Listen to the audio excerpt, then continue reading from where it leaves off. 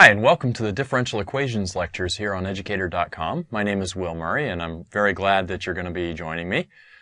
Today we're going to start right away with linear equations. That's kind of the first topic of differential equations. There's a special algorithm that we're going to learn to solve them. So let's jump right in. So we're going to learn how to solve linear differential equations. And the way you recognize a linear differential equation is that you can put it in this form: y prime of x plus p of x times y of x equals q of x. Now, you might be using different variables, like you might have a t instead of the x. That's okay. The methods are exactly the same. I wanted to make a couple notes about the form here, that the word linear doesn't necessarily mean what you think it would mean. You can still have lots of functions in here that are not linear. Linear means that we think of y and y prime as the variables, not x and y, but you think of y and y prime as the variables.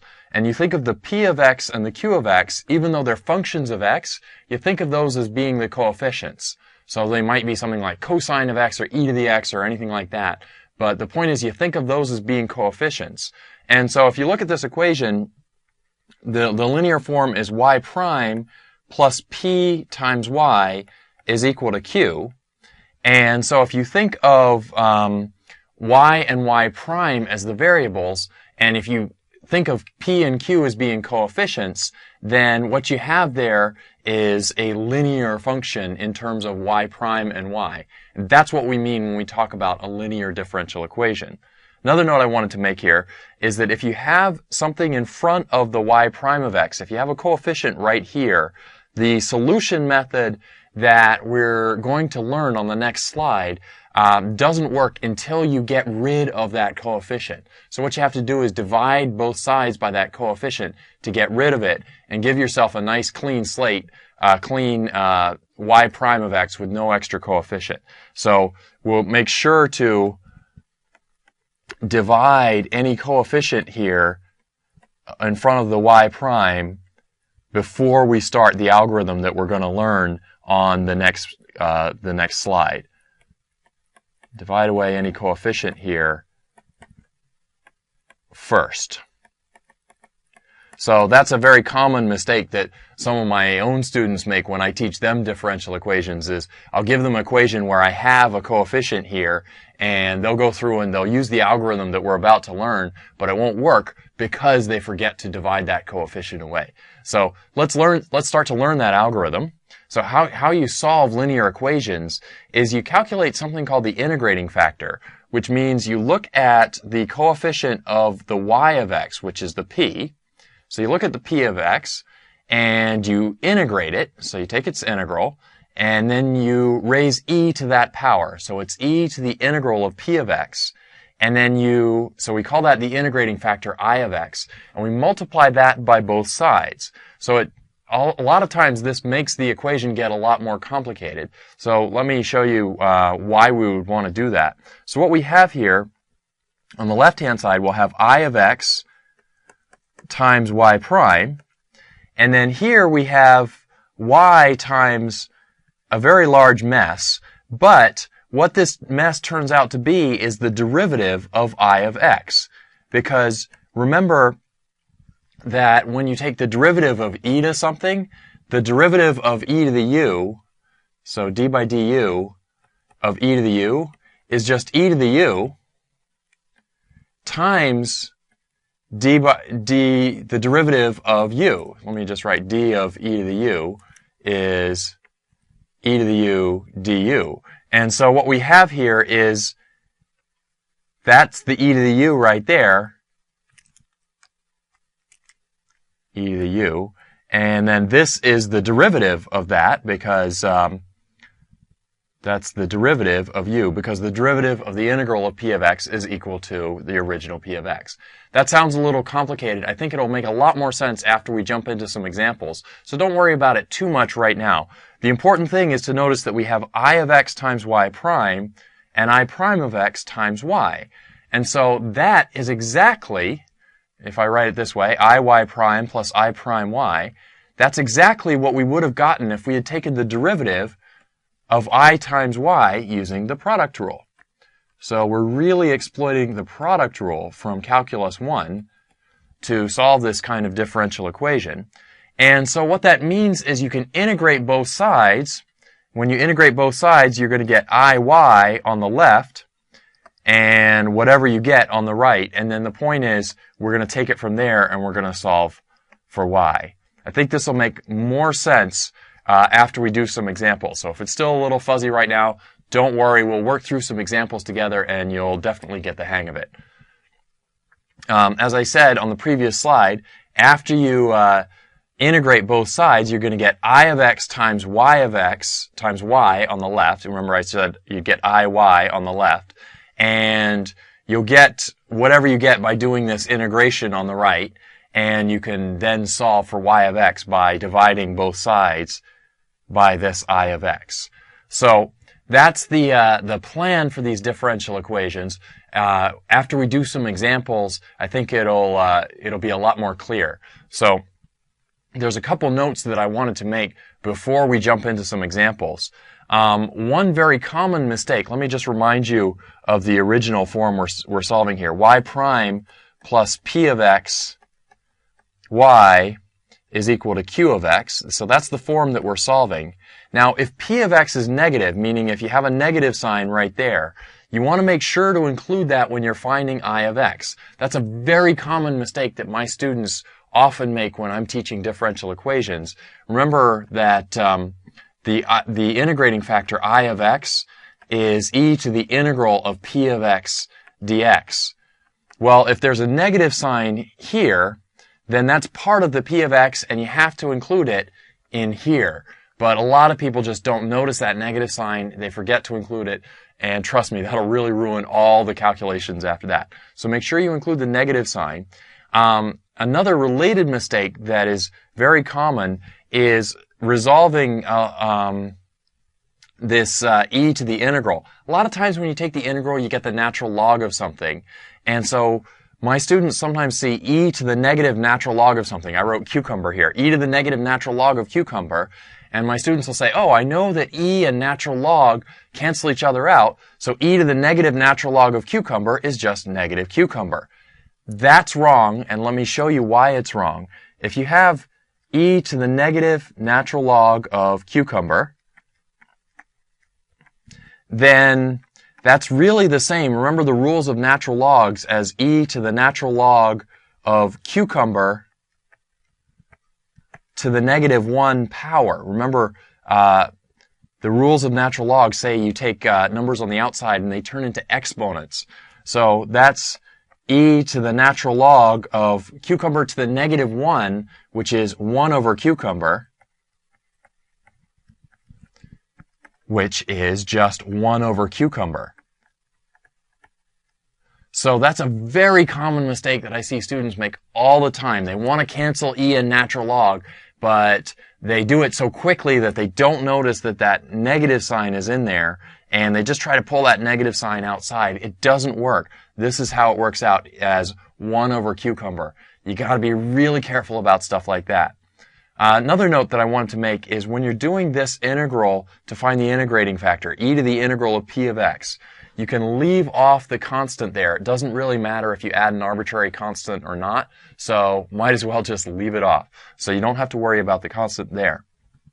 However, later on in the problem, when you're integrating both sides of the equation, the constant is very important. I can't stress this enough. I'm going to highlight that part right there. The constant is very important when you're integrating both sides of the equation. And it's also very important that you do it exactly at the moment when you do the integration. When you do the integration, that's when you have to add the constant. The reason you have to be so careful about that is that after you do the integration, you usually have to do a couple more steps of algebra to solve for y. And you have to keep track of that constant as you go through those algebraic steps. Sometimes that constant gets tangled up in the equation. So this is a very big difference from when you first learned how to do integrals back in Calculus 2. In Calculus, well, even in Calculus 1 or Calculus 2, you could do the whole problem and then just tack on an arbitrary constant at the end. You could even do 5 problems, and then at the end you just go back and put a plus c on every single one of them. That does not work in differential equations. You have to add the constant in the middle of the problem when you do the integration step, and then keep track of it after that. So if you just go back at the end and tack on a constant at the end, you will get the wrong answer. So I think you'll see in some examples how that plays out, but let's just remember to add the constant exactly when we do the integration.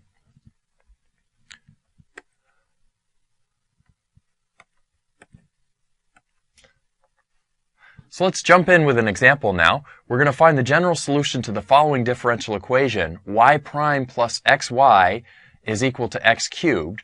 So let's remember the strategy here. Our generic form for a linear differential equation is y prime plus p of xy is equal to q of x. And that's what we've got here. We've got y prime plus a function times y is equal to another function. And remember the strategy here is to find the integrating factor. I of x is equal to e to the integral of p of x dx. That's always our strategy for linear differential equations. In this case, the p of x is that x right there. So that's the p. And so we have to do e to the integral of x dx. And that's just e to the x squared over 2. The integral of x is x squared over 2. Remember that when you're doing this integration to find I of x, you don't have to worry about a constant here. So no plus c necessary at this integration. Oops, I'm misspelling necessary here. Necessary. No plus c necessary at this step. Later on, there's going to be another step where we do integration, and at that point, it's going to be absolutely crucial to include the plus c. So what we do with this integrating factor is we multiply it by both sides of the equation. So I'm going to multiply e to the x squared over 2 times y prime plus, I'm going to write this in the middle, x e to the x squared over 2 times y is equal to x cubed e to the x squared over 2. Now, the whole point of these linear equations and this integrating factor strategy is that this left-hand side is supposed to be the derivative of y times I of x using the product rule. So let's look at that. I'm saying that this is the derivative of y times e to the x squared over 2. That was our I of x. It's supposed to be the derivative of that using the product rule. And it's always good to check at this step that it worked. So if we took the derivative of y e to the x squared over 2, we get y prime e to the x squared over 2. And then y times the derivative of e to the x squared over 2, which is e to the x squared over 2 times x. So that right there is I of x, I prime of x, and that right there is I of x. So we do get something that looks like the aftermath of the product rule. So that kind of confirms that we did our work correctly. And this is still equal to x cubed e to the x squared over 2. Now, we're going to have to solve this, and the way we're going to do that is by integrating both sides. And so if I integrate the left-hand side, I had a derivative, so I'm going to go y e to the x squared over 2. That's by integrating both sides, is equal to the integral of x cubed e to the x squared over 2 dx. And so now I have to solve that integral on the right. I think I'm going to take another slide to do that because that's not the easiest integral in the world. So let me just recap what happened on this slide here. We started out with this linear differential equation in this form, y prime plus p of xy is equal to q of x. And our strategy for linear differential equations is to form this integrating factor where you do e to the integral of p of x. The p of x is just x, and its integral is x squared over 2. We don't need to add a constant for that integral. And then we multiply that by both sides, so I multiplied that by all three terms here. And the point is that that makes the left-hand side into I of x times y prime plus I prime of x times y. So we get a product rule going on, and that's the derivative of y times I of x. And so if we integrate both sides, on the left-hand side, we just get y times I of x. On the right-hand side, we have an integral that we still need to solve. So that's what I'm going to carry over onto the next slide, and we'll keep going there. Okay, so we're still have a couple steps to go on example 1 here. We had, on the previous slide, we had y times e to the x squared over 2 was equal to the integral of x cubed e to the x squared over 2 dx, and we have to solve that integral.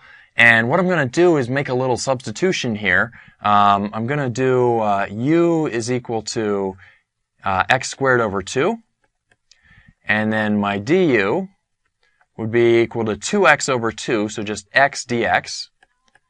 And so I'm going to write this integral as, I think I'm going to take that x cubed and write it as x squared, and that'll give me another x to put over here with the dx, and this is e to the u, and now x squared is 2 times u, so I'm going to pull a 2 out here and change that x squared to a u, e to the u, and now x dx is du.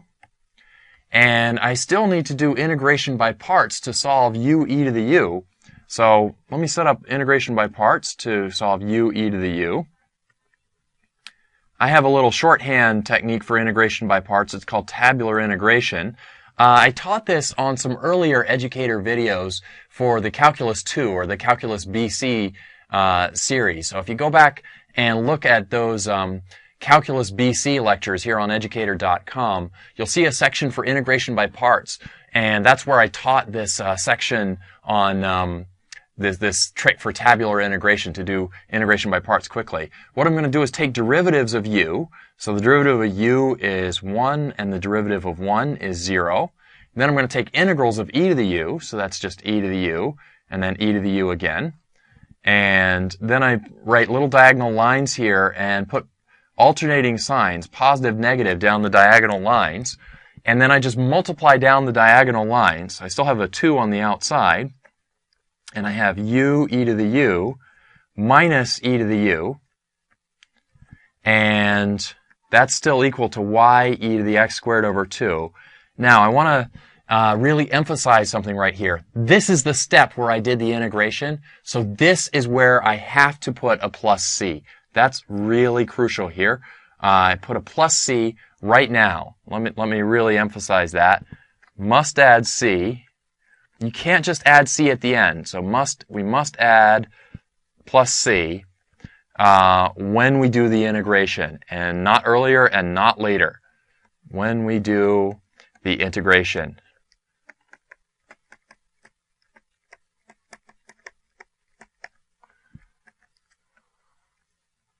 No earlier, no later. And the reason we have to do it then is because the next step is to solve for y, and that's going to involve some algebra that's going to change the equation around a little bit. And the c is going to get tangled up in with that algebra, and we need to let that happen. We can't just tack it on at the very end when we're all done. So what we have here is, I think I need to get things back in terms of x. So 2 times u is x squared over 2, e to the x squared over 2, minus e to the x squared over 2, plus c. And I would like to divide both sides by e to the x squared over 2 because I want to solve for y on the left. So if I divide both sides by e to the x squared over 2, I'm just going to get 2 times, in the inside here, x squared over 2 minus 1 plus c. Now dividing by e to the x squared over 2 is the same as multiplying by e to the negative x squared over 2. So I get y is equal to, if I distribute that 2, I get x squared minus 2 plus a constant times e to the negative x squared over 2. That's as far as I can take this one, so I'm going to stop there. That's called the general solution right there. The general solution always has an arbitrary constant somewhere in it. And the way you would find the value of that arbitrary constant would be to use initial conditions if you were given an initial condition. In this case, we weren't given an initial condition, so we can't find the arbitrary constant. So use initial condition.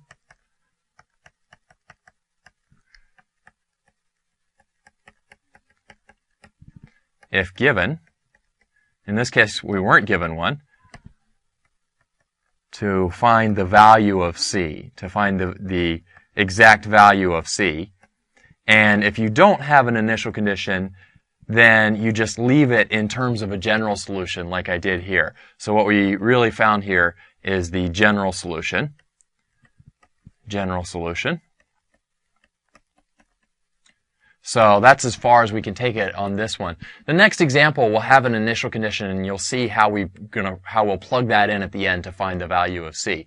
But in the meantime, let's go back over what happened with this example. This is the integral that I got from the previous slide. So this is all work that we did on the previous slide. You can check back at the previous slide if you don't remember where this all came from. So we solved it to the point of getting y e to the x squared over 2 is equal to this integral. And this is a slightly messy integral, so I made a little substitution. U equals x squared over 2. Of course, I had to do my du as well.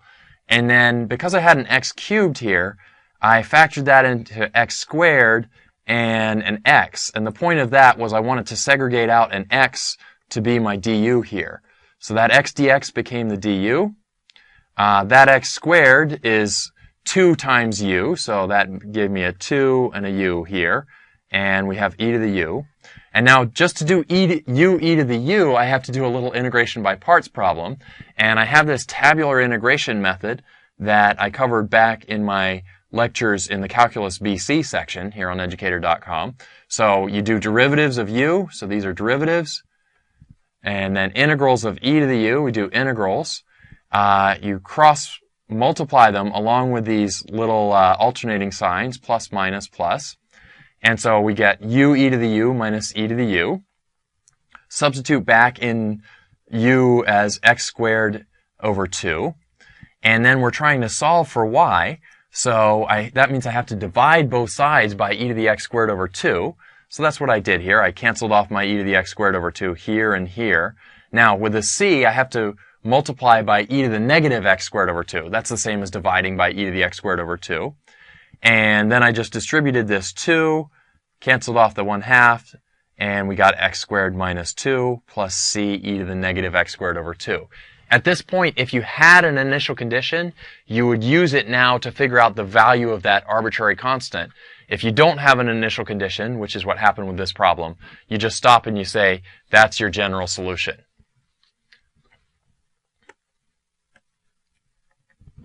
So in example 2, we have to find the solution to the following initial value problem. Cosine xy prime plus sine xy is equal to cosine of the 5th x sine x, and then the initial condition is y of 0 is equal to 2.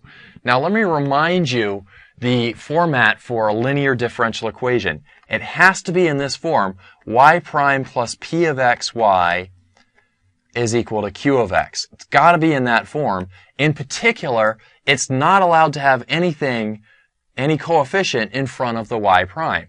Here we do have a coefficient in front of the y prime. We got a cosine x. So what we're going to do is just divide both sides by that cosine x to get it into the required linear form. So we get y prime. So we're going to divide by this. Got to divide both sides here. So I get y prime plus sine x over cosine x y. Now, if I have cosine of the 5th on the right and I divide by 1 cosine, it'll go down to cosine into the 4th x, sine x. Not going to worry about the initial condition because paradoxically, you use the initial condition at the very end of the problem. So we won't worry about that for quite a long time.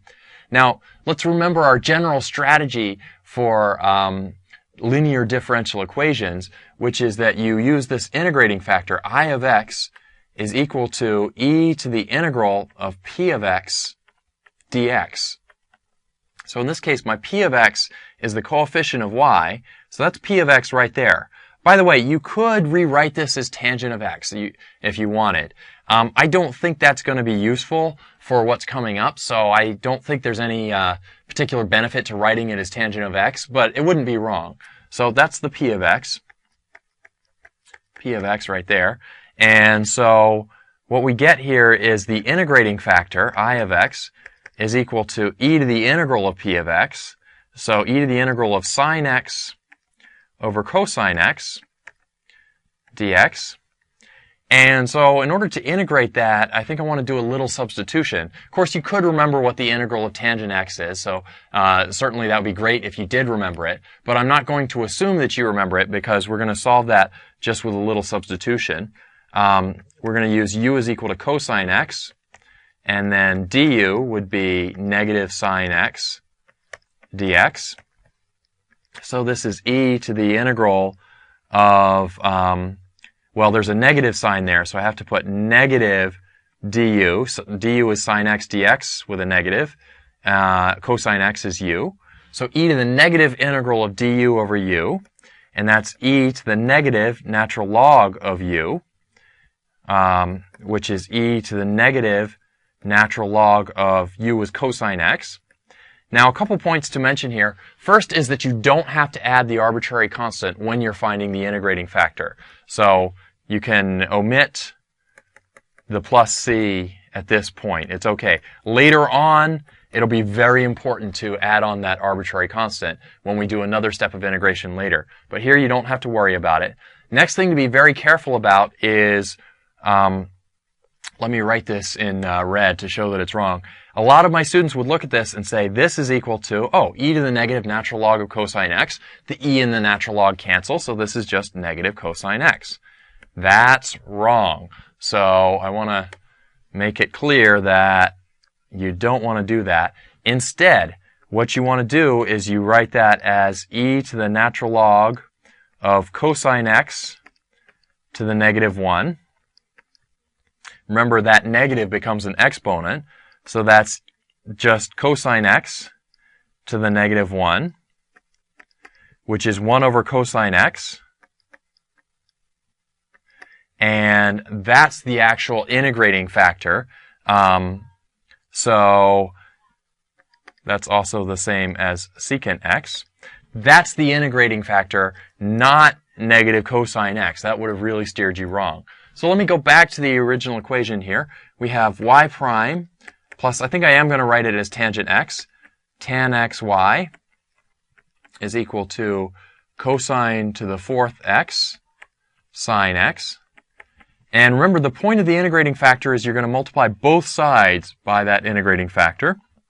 So we'll multiply both sides by secant x, and we'll get secant x y prime plus secant x tan x y is equal to, now remember, secant x is 1 over cosine x, so we're really dividing by a cosine x. So we'll go down now to cosine cubed x sine x. And the point of that is that the left-hand side is exactly what you would have gotten if you had taken the derivative of secant x times y using the product rule. Remember, the product rule says derivative of one times the other, the derivative of the other times the one. And so that would have given us secant x times y prime. And then the derivative of secant is secant tangent times y. So that's exactly what we would have gotten via the product rule had we taken the derivative of secant x times y. But the product rule is what works, and this is supposed to work for every linear differential equation. That's the whole point of this. This is still equal to cosine cubed x sine x. And so we're going to integrate both sides here. And on the left, that means we're going to get secant x just times y without a derivative, because we integrated a derivative. We just get back to the original function. On the right, we still have the integral of cosine cubed x sine x dx. And we'll have to wrestle with that integral. I think I'm going to go ahead and work that out on the next slide. So let me remind you what happened on this slide. We had this differential equation here, but it's not quite in perfect linear form. And the reason it's not in perfect linear form is because of this coefficient in front of the y prime. So we're not supposed to have anything in front of the y prime except for a 1. So we have to divide away by that cosine x. So that's why I divided the cosine x. In front of the y, I got sine x over cosine x.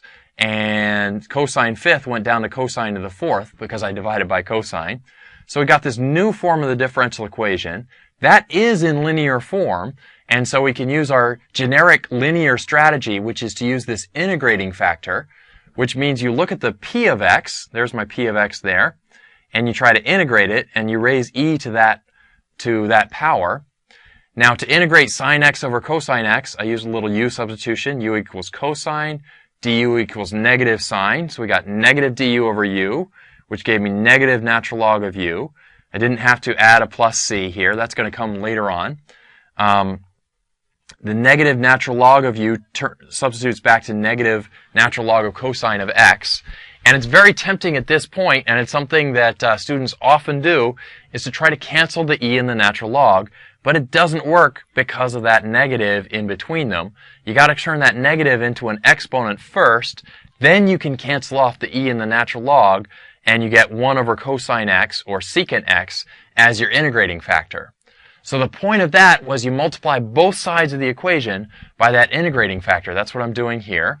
On the left, I get secant x times y prime plus secant x tangent x times y. And the point of that is that it's the derivative of secant x times y using the product rule. If you use the product rule and expand this out, you get exactly these two complicated terms. On the right-hand side, when I multiply by secant x, that's like dividing by cosine x, so I got cosine cubed x times sine x, and I'm still stuck with that. I still have to integrate that. That's what we're going to jump over onto the next slide and keep going. So on the previous slide, we got it down to secant x times y was equal to the integral of cosine cubed x times sine of x. This is all coming from the previous slide here, dx. And so I have to solve this integral on the right. I'm going to use a little substitution now. U equals cosine x. And my du, we always have to find the du when you do a substitution. Du would then be negative sine x dx. And so I've got the integral of u cubed. And that sine x should be negative, so I'm going to put a negative out here. Negative du. And so that's negative u to the fourth, using the power rule, over 4. Now, I just did my integration. Now is when I have to add a constant. So it's very important that I add it right now. Negative u to the fourth over 4, which is negative 1/4 times changing u back into cosine x. This is cosine to the fourth x plus a constant. This is still equal to secant x times y. Now I want to solve for y, so I'm going to multiply, well, I want to divide both sides by secant x. That's the same as multiplying by cosine x. So I'll multiply both sides by cosine x to cancel off my secant. And so on the left I'll just get y. On the right I'll get negative 1/4 cosine to the fifth x now, plus c times cosine x. That's why we had to add that c, is because the algebra that we do afterwards to solve for y starts to tangle up the c into the equation here.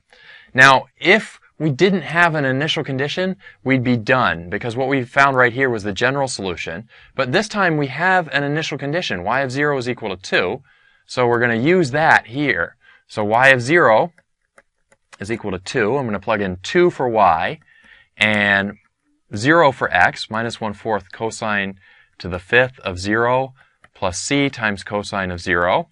Cosine of 0 is 1, so 2 is equal to minus 1/4 plus c, and my c, if I move that 1/4 over the other side, 2 plus a fourth is 9/4. And so I'm going to plug that back into my general solution right there. And so I'll get y is equal to negative 1/4 cosine to the fifth x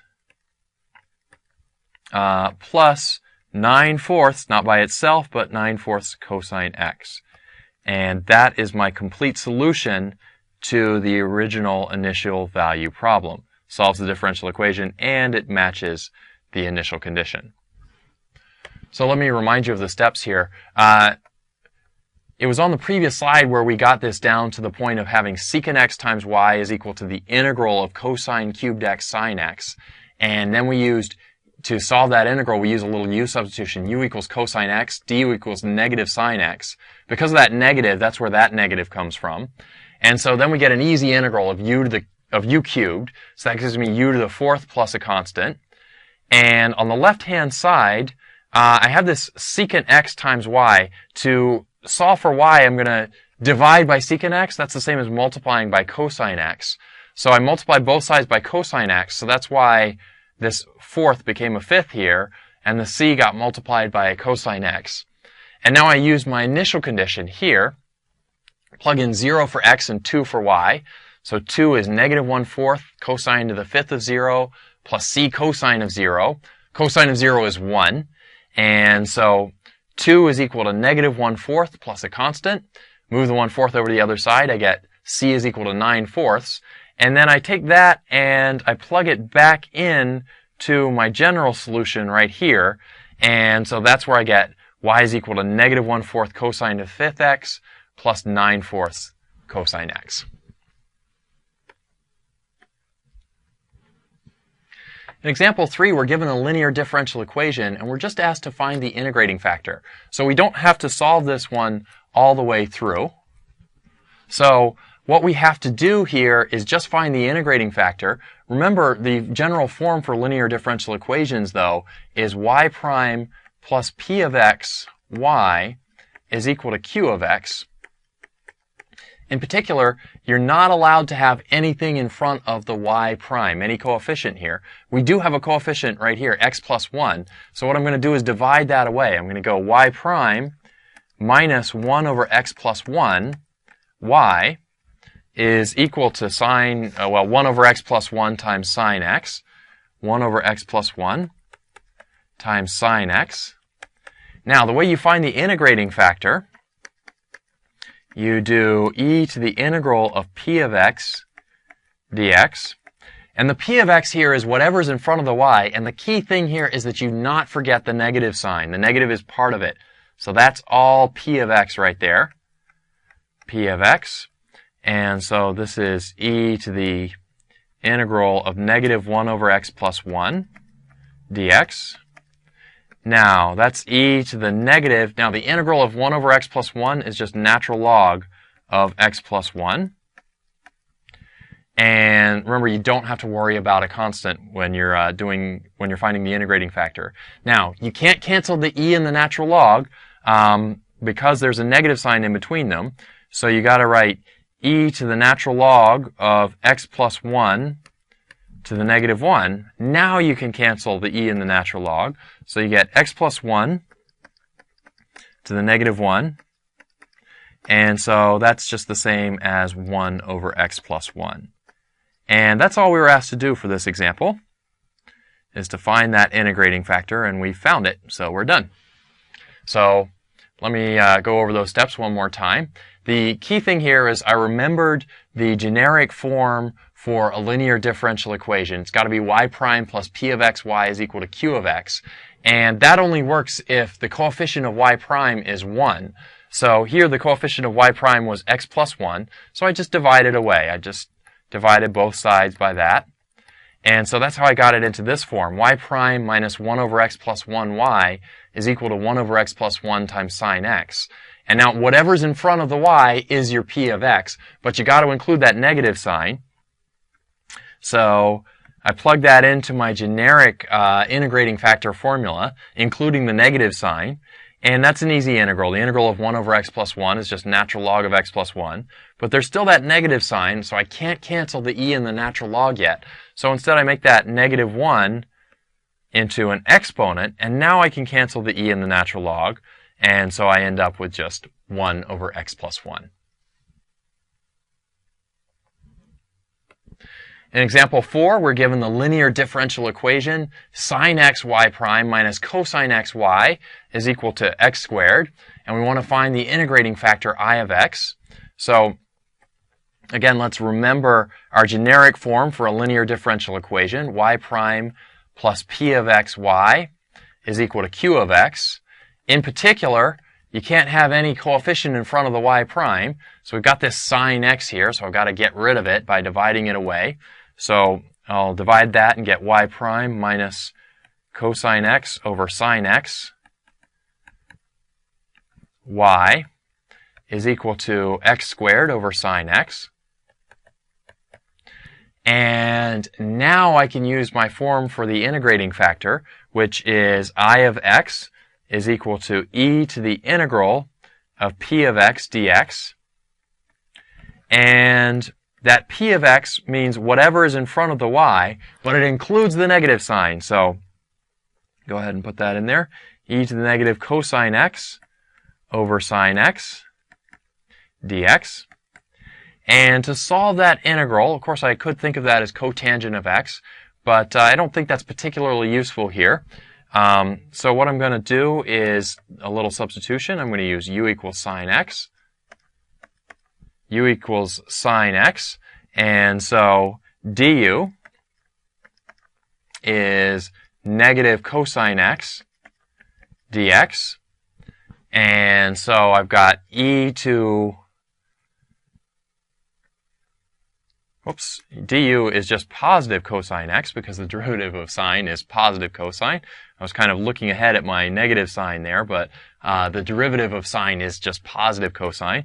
So we have e to the negative integral of du over u. And so that's e to the, well, that negative sign just stays there, but the integral of du over u is negative natural log of u. And so that's e to the negative natural log of u was sine x. And again, we got this negative sign in between the e and the natural log, so I can't cancel. A lot of students are very tempted to cancel the e and the natural log and just say, oh, that's negative sine x, but it's not. So instead, you use that negative and make it into an exponent. So that's e to the natural log of sine x to the negative 1. And so now you can cancel the e and the natural log. You get sine x to the negative 1 power. And so that's equal to 1 over sine x, which is cosecant of x.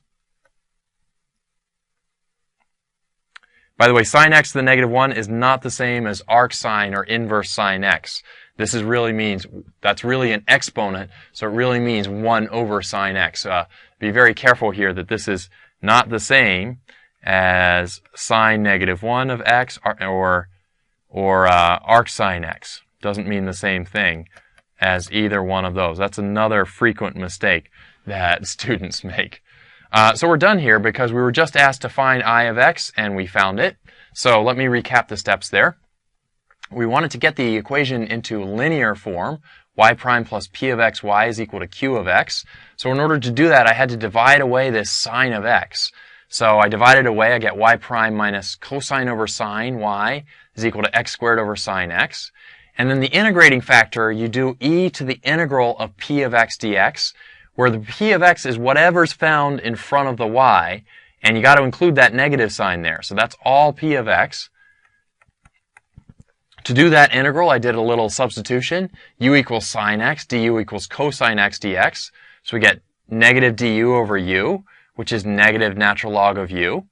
And so that's substituting back, that's negative natural log of sine x. Now I can't cancel the e and the natural log yet because I've still got that negative sign in between them. So I make that an exponent. And now I can cancel the e and the natural log, and I just get sine x raised to the negative 1 power. That's not the same as inverse sine. That's not the same as arc sine. It's really sine x raised to the negative 1 power. And so that's 1 over sine x, which is cosecant of x.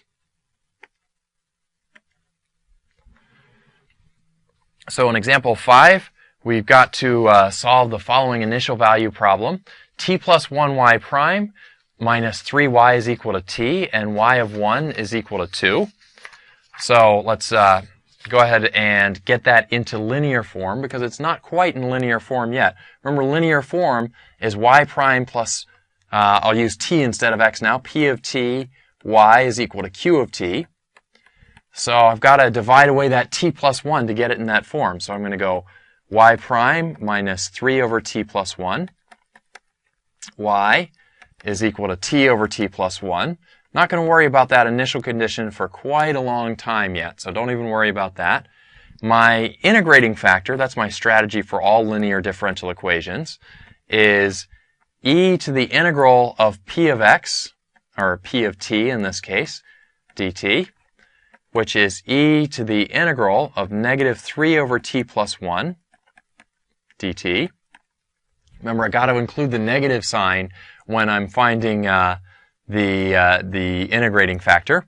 So this is e to the negative 3 dt over t plus 1.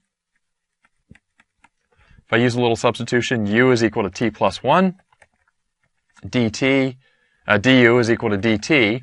Then I've just got 1 over du over u. So this is e to the negative 3 natural log of u, natural log of t plus 1. And so this is e to the natural log of t plus 1 raised to the negative 3 power.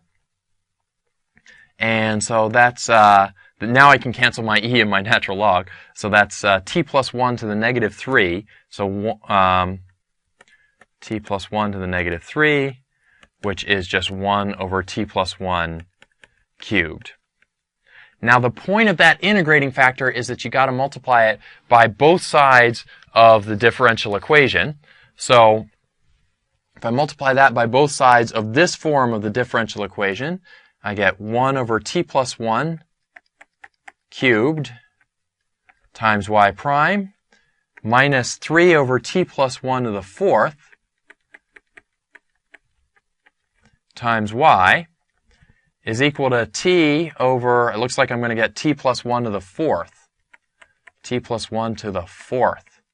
And the point of that is that this left-hand side is always equal to the integrating factor times y if you took their derivative using the product rule. It's always a good exercise to check whether that left-hand side really is the derivative of I of t times y. Because it's a derivative, what we can do is integrate both sides, and so we'll get I of t times y is equal to the integral of t over t plus 1 to the 4th dt. And my I of t, remember, was 1 over t plus 1 cubed. So 1 over t plus 1 cubed times y is equal to the integral of t over t plus 1 to the 4th dt. Now I have to solve that integral, and that looks a little bit unpleasant. There's a nice little trick you can do here, which is a little u substitution. U is equal to t plus 1, and then du will just be equal to dt. And I see I'm going to have a t in the numerator that I have to deal with. That'll be, t is u minus 1 if I just solve my substitution for u. So this is equal to the integral of u times u minus 1 times du all over u to the 4th. And so I can separate that out into u over u to the 4th, which is u to the negative 3, minus u to the negative 4 du. And now I can integrate using the power rule. The integral of u to the n du, learned this back in first semester calculus, is u to the n plus 1 over n plus 1. And so if n is negative 3, n plus 1 is negative 2. So this is u to the negative 2 divided by negative 2. Now n is negative 4, so u to the negative 3 divided by negative 3.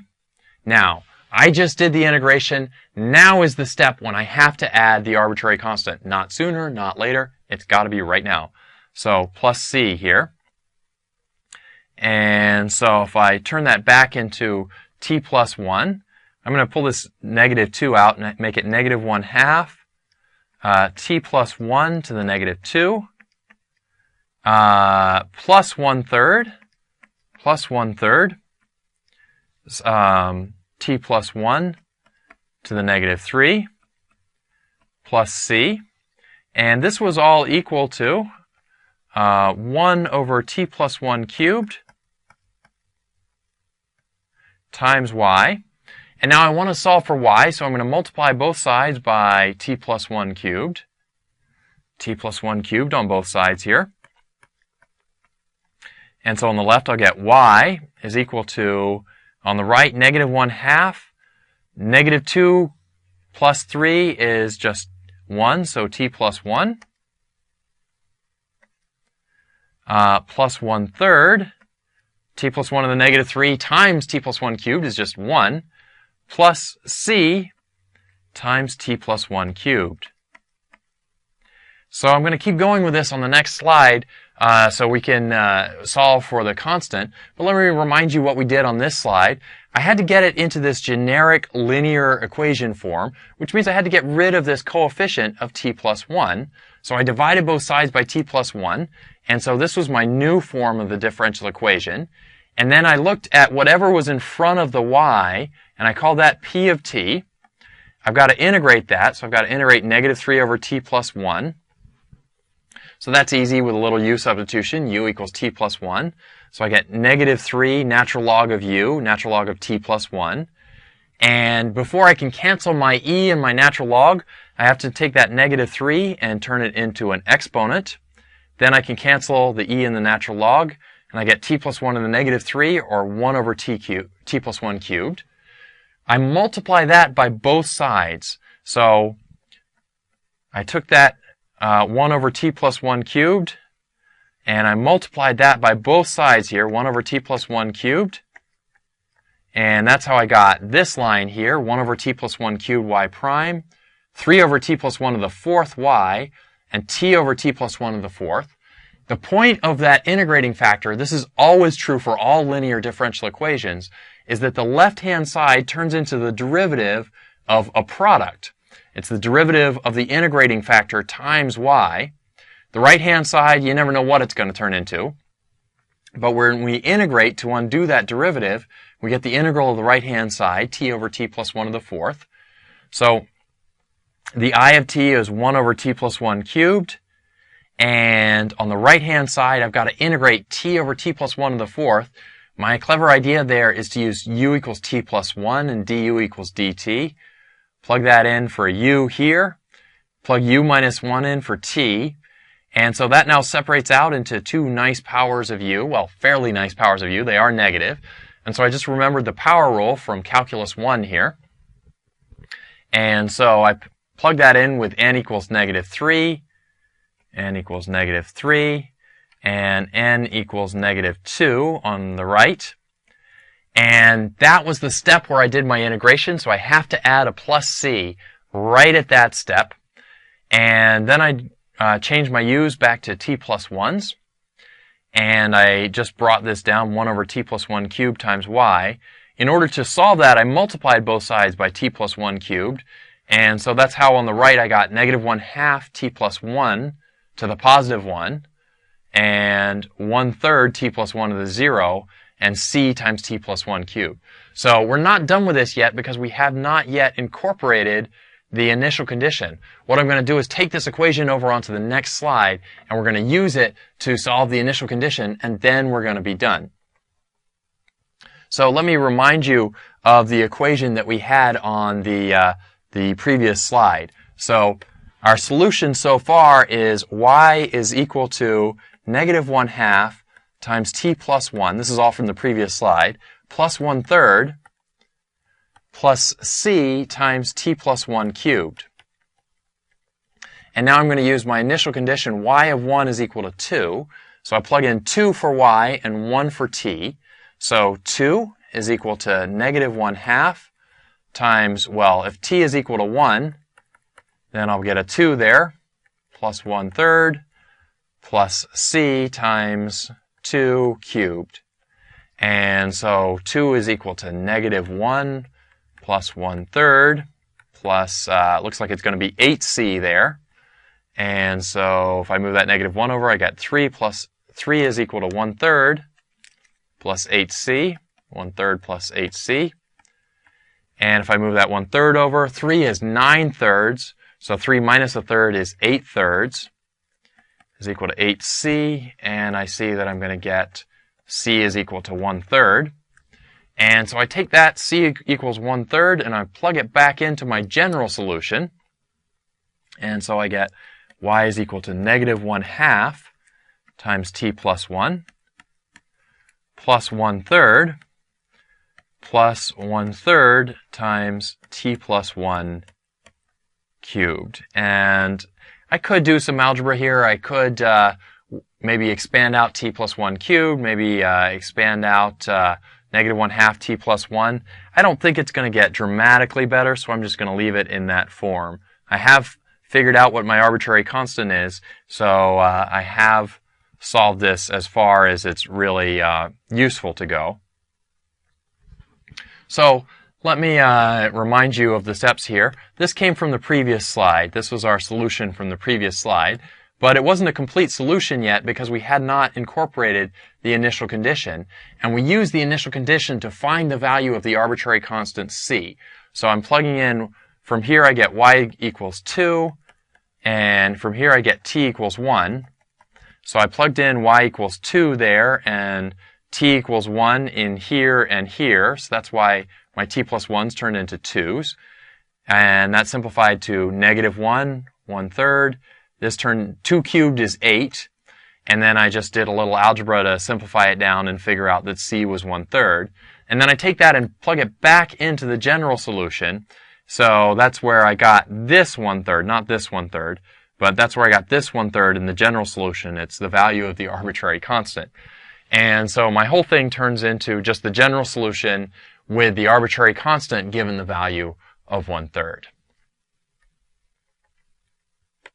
So in example 6, we're going to find the general solution to the following differential equation. Xy prime plus 3y is equal to cosine x, with x being positive here. So again, that's going to be a linear differential equation, but we need to do some manipulations to get it into the right form.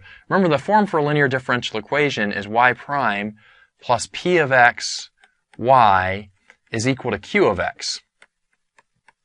In particular, there's not any coefficient in front of the y prime, which is what we have here. So I'm going to divide that away to start.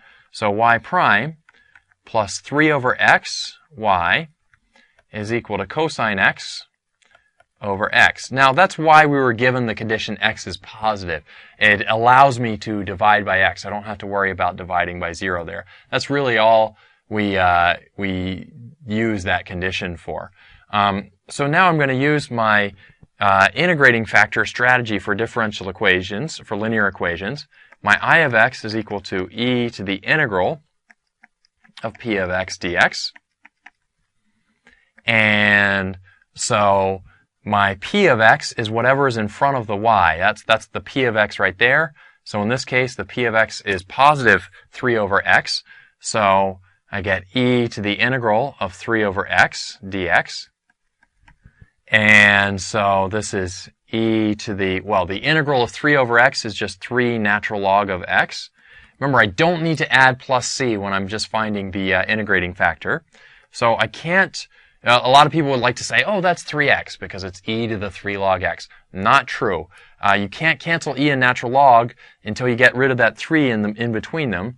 So I'm going to make that into an exponent on the x, e to the natural log of x cubed. And so this is just x cubed. And so what you do with that integrating factor is you multiply both sides by whatever you got.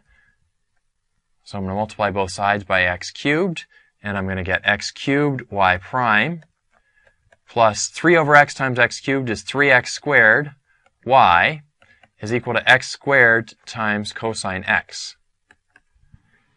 Now, the point of using that integrating factor is that the left-hand side is supposed to look like a derivative. In this case, it looks like the derivative of x cubed times y. The reason for that is because if you expanded out the derivative of x cubed times y using the product rule, you'd get x cubed times the derivative of the y plus y times the derivative of x cubed. So it really does check there. It's always a good strategy to check when you're at this step in any linear differential equation, because what it does is it just makes sure that you did all the previous work right, and it's really easy to make mistakes through this process. So it's good to check and make sure that the derivative of x cubed y really is equal to what you had on the left-hand side. In this case, it does work. This is still equal to x squared cosine x. And in order to undo that derivative, we want to take the integral of both sides. So we'll get x cubed y, the integral of the derivative is just the original thing, is equal to x squared cosine x, or the integral of x squared cosine x dx. And in order to integrate that, I have to use parts, and I'm going to use my tabular integration trick that I taught you back in the Calculus BC lectures here on Educator.com. You can look this up in those lectures if you like. Remember, the trick is to take derivatives of the left-hand side until you get to 0. So the derivative of x squared is 2x, derivative of 2x is 2, derivative of 2 is 0. And then you take integrals of the right-hand side. So the integral of cosine x is sine x, sine x. The integral of sine x is negative cosine x. The integral of negative cosine x is negative sine x. And then I cross multiply down these diagonals, and I put alternating signs, plus, minus, plus. And so I'm ready to write the answer to my integral. It means you multiply down these diagonal lines, so you get x squared sine x plus 2x cosine x minus 2 sine x. Now, I just did my integral. Now is the time to add my arbitrary constant. Very key that you add it at this time. And the reason is because we still haven't finished solving for y. And as we solve for y, we're going to do some algebraic manipulations, and the c is going to get tangled up in their algebraic manipulations. And you have to let it get tangled up in those algebraic manipulations because, well, otherwise it's the wrong answer. So in this case, to solve for y, I'm going to divide both sides by x cubed. So I get y is equal to x squared sine x plus 2. Looks like I made a small mistake there. I forgot to write down that x. So it's actually 2x cosine x, 2x cosine x, 2x cosine x, minus 2 sine x, plus c. And that's all divided by x cubed because I was trying to get rid of that x cubed on the left-hand side. So that's as far as I can take it for this one. The reason is because that I don't have an initial condition. All I have is the differential equation. So if I had an initial condition, I would use that to find the constant. I would use it at this step. Let me write that down. You would use the initial condition. Initial condition, if it's given to you, if given, to find the value of c, and then you could narrow that c down to a particular number if you have that initial condition. But in this case, we didn't have an initial condition, so we just stop here with our general solution. General solution. General solution means it has an arbitrary constant in the answer. So let me recap the steps here. I was remembering my generic form for a linear differential equation. It doesn't have anything in front of the y prime, not a 0 there. Let me not suggest that that's supposed to be a 0, but it just doesn't have anything there, so it's like it's multiplied by 1. But in this case, we have an x in front of the y prime, so the first thing I have to do right away is divide everything by x. So I divide this x away, at least away from the y prime term.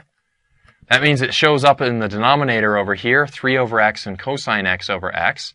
And now I can use my generic solution method for linear differential equations, which is to use the integrating factor, which is e to the integral of p of x, and that p of x is the 3 over x. It's whatever in front of the y. If there's a negative sign, you got to include that as well, but in this case there's no negative sign. So we have e to the integral of 3 over x. Well, the integral of 3 over x is 3 natural log of x, and before I can cancel the natural log, I have to move that 3 over to be an exponent, so I get x cubed or e to the natural log of x cubed, but the e and natural log, now they do cancel, so I get x cubed. So I take that and I multiply that by both sides of the equation. And so that's how I get x cubed y prime plus 3x squared y is equal to x squared cosine x. And the point of that is that left-hand side is the derivative using the product rule of x cubed y. Really using the product rule there. And so because it's a derivative of something, I can integrate both sides. Integral of x cubed y prime is just equal to x cubed y. And on the right, I have the integral of x squared cosine x, which is a little nasty. I'm going to need integration by parts by that. But I have my little tabular method that I learned back in the Calculus 2 lectures here on Educator.com, Calculus 2 or Calculus BC. So here's my tabular integration method. I'm taking derivatives of x squared. So I got down to 2x and then 2 and then 0. And then I'm taking integrals of cosine x. So the integral of cosine is sine. The integral of that is negative cosine. The integral of that is negative sine. Then I multiply down these diagonal lines, attaching alternating signs as I do it. So multiplying alternating signs on. So I get x squared sine x. I see I have two negatives here. So that gives me positive 2x cosine x. And then minus 2 sine x. And it's very important that you add the constant when you do the integration, which is right now. So I put a constant on there. And then because I had x cubed y, I wanted to solve for y. So I just divided that x cubed into the denominator there. And if I had an initial condition, I would use that to find the constant. But since I don't, I just stop here and I present my general solution to my differential equation. So that's the end of this lecture on linear differential equations. We've got a whole lot more really interesting material to cover in differential equations. This is just the beginning of the topic. I hope you'll stick around and sign up to see the other lectures on differential equations. We're going to talk about separable differential equations in the next lecture, and then we're going to get into all kinds of other topics, systems of differential equations, partial differential equations, second-order differential equations. We're going to graph slope fields and direction fields. So there's all kinds of exciting material for us to explore together, and I really hope you'll be part of it. In the meantime, my name is Will Murray, and you are watching the Differential Equations lectures on Educator.com. Thanks for joining us. Bye-bye.